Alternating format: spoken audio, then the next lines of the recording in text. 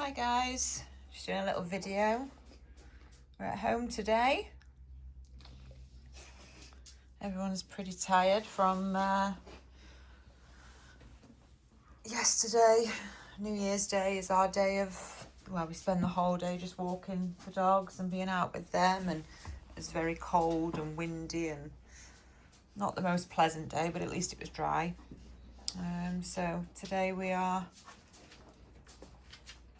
having a day at home, being lazy. They've all just had the breakfast and been out.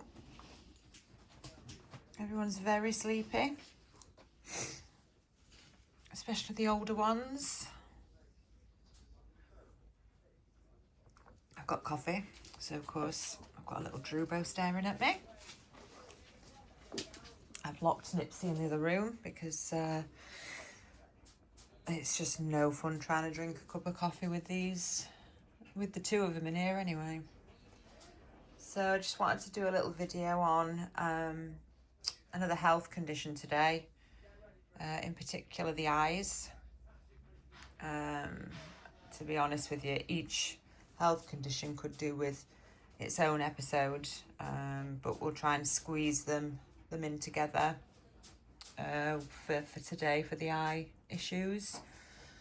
It's something that is, eye issues can be a problem in Bullmastiffs.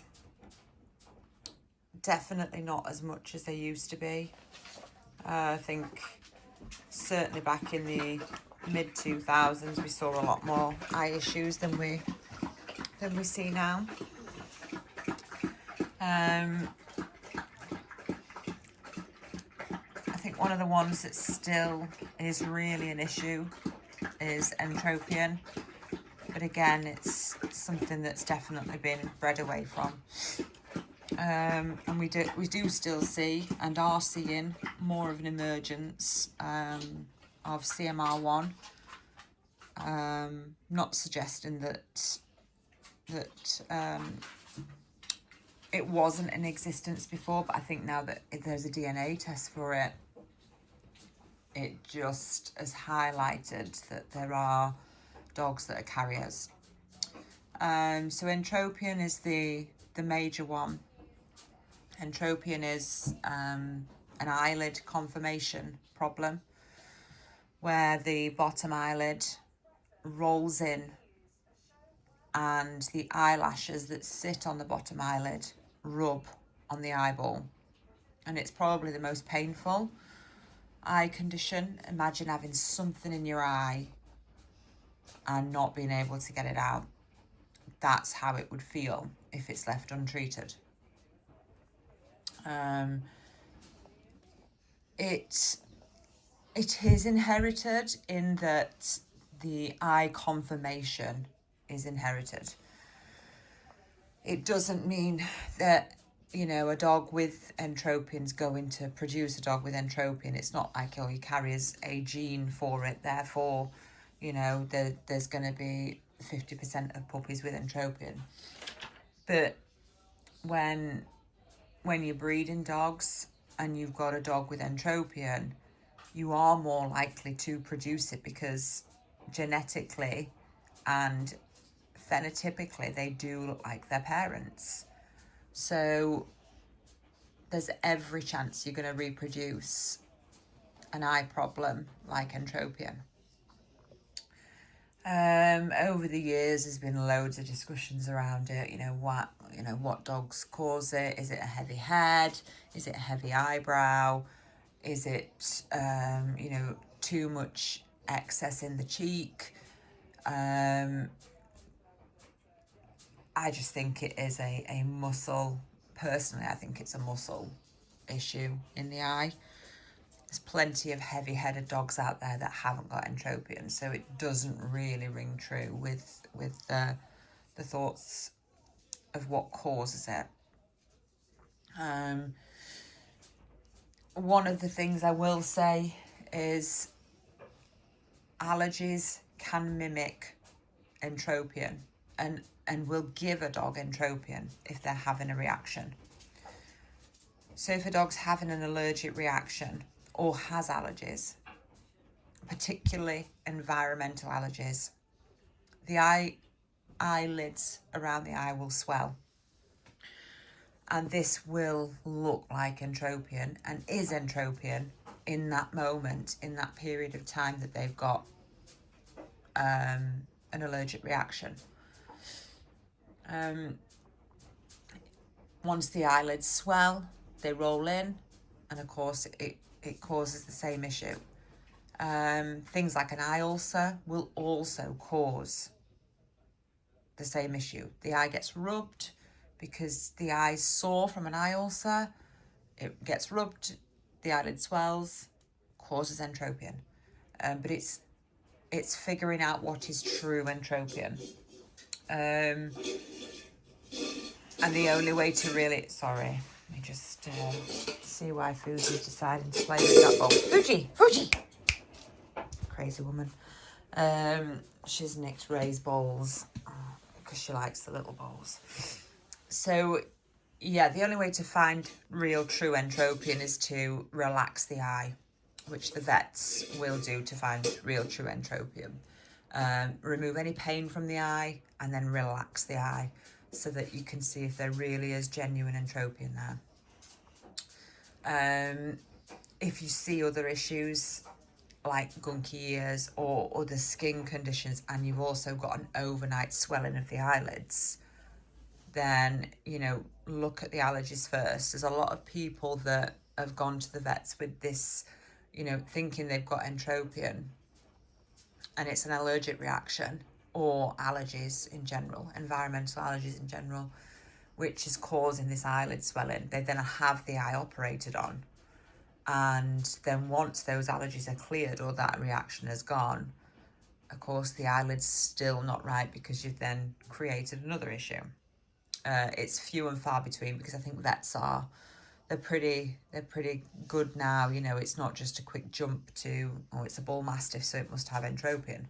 They don't tend to do that anymore. It tends to be more, is there allergies? Let's check that first. And then if not, and it's a true entropion, then the surgery can be done. Surgery isn't normally done until the head has finished growing. What they can do is they can tack the eyes. If a dog's got it really bad, they can tack the eyes back so that the eyelashes are not rubbing. And they can do that, you know, there's plenty of puppies that get entropion as puppies as their head grows, need their eyes tacking as puppies. And then once their head's grown and formed the way that it should, that goes away. I had that with Drina. She had a little bit for about 2 months. She had her eyelash right in the corner, rolled in ever so slightly. And again, like when she grew, once her head had changed out of that period, it was gone. But in that moment, it's a worry because you think, oh, I produced entropion and you know, that's kind of it. But it's not always permanent in puppies, especially. An adult dog, of course it isn't. It's permanent. If it's a fully grown dog, its head isn't going to change, and of course there's genuine entropion there. It's funny because Pete and I were watching one of the big videos on Bullmastiffs on YouTube the other day, and they were showing lots of pictures of, they were pretty poorly bred Bullmastiffs anyway, but it must have been maybe their Bullmastiff, but the Bullmastiff had such bad entropion, and you know, once you've seen it, you can't unsee it. You know, they just look wrong around the eye. Everything around the eye looks painful. Everything looks red and swollen, and just the dog just looks sore. And of course, they're going to get recurring eye ulcers. It's inevitable because you've got rubbing on the eyeball, which is going to cause scar tissue and also eye ulcers, which in itself are an absolute pain. They really are. So yeah, entropion is probably the biggest one that we come across. But again, surgery to correct it is the only cure for a dog with true entropion. If you can't get on top of the allergies of your dog, or your dog is, you know, does actually have true allergies that are, you know, to things like grass and such, you're never going to be able to really get on top of that either. So you may need to do surgery just in that instance as well, just to provide the relief to the eyes, and to stop you having, you know, eye ulcers and things like that, which are extremely painful. So yeah, that's one of the main ones. Ectropion is another eye condition which we don't see too much of in bull mastiffs. It's not really a bull mastiff thing. It is, but it's also not. You tend to see it more in mastiffs, things like bloodhounds and Neapolitans. It's where the eyelid at the bottom droops and it kind of exposes all of that inner eye, which can cause, well, obviously it's going to dry out in general day-to-day life. It's going to get very dry, and it can cause irritation from getting dry. It's not anywhere near as painful or difficult to deal with as what entropion is, but it's something that isn't okay. It causes issues, you know, for the dog, and it's just not okay. We shouldn't be breeding from any eye conformation abnormalities. We've also got, the hereditary eye diseases. Things like dominant progressive retinal atrophy. That's a condition that leads to blindness. But thankfully, we also have the DNA test, which will rule out if a dog is a carrier or affected. So that's a simple swab now, and you can test for that. So you can test for that, and you can test for CMR1, which is canine multifocal retinopathy 1, which is specific to the Mastiff breeds, particularly Bull Mastiffs and Mastiffs. There is tests for it. You test for both of them. I think they're about 45 quid, maybe a little bit more, 48, 49 quid now, because I think the prices have gone up. And you literally do a swab in the mouth. You send it to the lab, and they tell you whether you've got a carrier, a clear, or an affected. We do know that for the CMR1, there are affected dogs out there. I've got 3 carriers of CMR1. It's something where I know for a fact that the CMR1 in my dogs came from Drake, who wasn't tested. I didn't test him, and that was my error.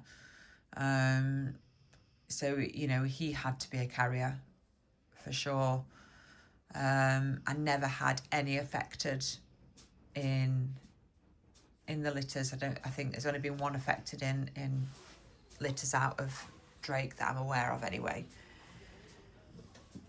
But, you know, that was a mistake on my behalf and our behalf of not really knowing a lot about those tests and not doing it at the time when he was alive. Because had we known, obviously, we would have made sure that all the females were also tested. Not that he only had 3 litters. But, you know, if we'd have known, we could have tested and then not even produced carriers, because it does put you in a predicament when there's so many carriers in the breed, and there is a lot, especially in, no offence to the Europeans, but there is a lot in the European blood, and obviously all of mine is European blood. So, you know, we're definitely, it's something that has to be tested for. Once you get a clear and you are breeding 2 clears, it's not a problem. You don't have to keep testing for it, because you know that you're clear. You can't produce it from clears. but it also is something that isn't life-threatening. It doesn't cause them blindness. It's not a high priority condition that makes you decide to not breed a dog that is a carrier or an affected. You can put an affected dog, especially if they're not showing any signs of it, which is what we've seen. We've seen, affected dogs pass eye tests with ophthalmologists. There's no detection of it, which is madness, because it is something that's supposed to be visible on the actual eye. But, we've got genetically affected dogs. The results are coming back as affected, but there's no sign of it in the eye. So we have to treat them like they're affected, but it doesn't necessarily mean that we can't put them to a clear dog. Obviously, they can't be put to a carrier. So they have to be put to a clear dog. If you put an affected to a clear dog, all it does will give you clear and carrier puppies. So you would then test the next generation. And before you know it, you can actually get yourself to a point where you only got clears. So it isn't the end of the world. It's absolutely not a reason to discount a dog from a breeding program. But if you've got a carrier and a carrier, obviously you can't put those two together, because they're going to produce an affected puppy or more. Could be a whole litter of them. So yeah, that's something that's easily rectified with the eye testing. An eye test with an ophthalmologist, with an actual certified specialist, will also, if you do it at the right age, will also rule out entropion, ectropion, and distichiasis, which is another one, which is, I hate saying that word because with my fake tooth, it's really difficult to say.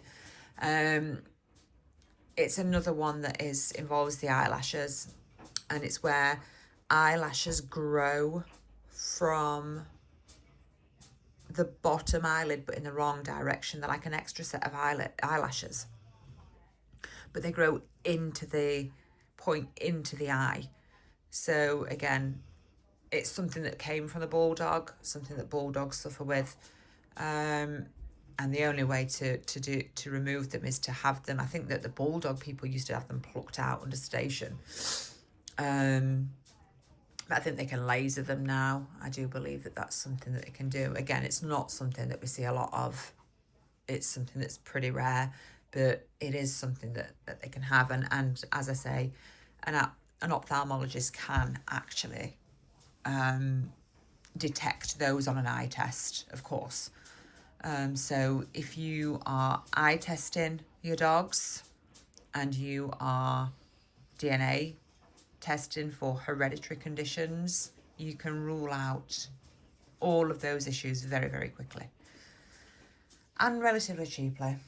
And it's something that's good for your peace of mind, to know that your dog hasn't got any of those. But if you're buying a puppy, you want to look for parents that have had both of those two things done. There's no reason why dogs shouldn't be eye tested, and there's no reason why dogs shouldn't be having the DNA testing done. So, it's just another tick box of saying, okay, we know that the parents don't have these things, so therefore we are minimising our chances of having a puppy with those things. It's never a given when it comes to eye confirmation, but if you can rule it out from the parent's point of view, you're reducing your chances. So yeah, that's the eye issues in a nutshell that are predominantly an issue for Bullmastiffs. It's difficult because there for quite a while there was quite a few dogs that had been used at stud with various eye problems, and those those issues will still continue to crop up for a few years until we've kind of got a handle on completely removing it. There's no way of completely removing it, but you know, we just need to be, everyone needs to be super careful. And when you're buying a puppy, rescuing a dog, anything, you know, when it comes to getting a Bullmastiff, ask the questions, you know, is there any history of these eye conditions? Is there any signs of allergies in your rescue dog? Or it's all things that will help to rule out those issues. I'm not saying for a second not to take a rescue dog on that has got allergies, but if you know in advance and know what to avoid, you can reduce the chances of it turning it, you know, giving them the wrong food or using the wrong washing powder, whatever. It can reduce the chance of there being a big flare up, which will cause these eye problems and ultimately will end up causing huge eye ulcers. Eye ulcers are very difficult to treat, especially if they get bacteria in them. You can end up with melting ulcers. You can end up with deep ulcers that, you know, are just horrendously deep in the eye and so painful. All eye ulcers are painful, but it's what we want to avoid more than anything is eye ulcers, because they're such a nightmare for you, but also super painful for the dog. So yeah, do your research, look at what eye testing looks like, what they do, get a little bit of information on that. You know, we eye test all of ours. We wait until they're at an age where they're kind of grown, because if you eye test too young and their head hasn't formed, of course, you know, that all of those things could change. So you want to be testing at an age where they're kind of at their peak growth, where things have all settled down and they kind of look like adult dogs. So yeah, that's eye conditions from a health point of view in this breed. And as you can see, Drew has gone to sleep, Nellie's gone to sleep, Fuji's finally put down Ray's bowls, Cardi and Fox here in the other room having a nap. Ray's at work with his dad. So I'm going to finish my coffee and get on with some painting. We'll see you on the next episode, guys. Bye.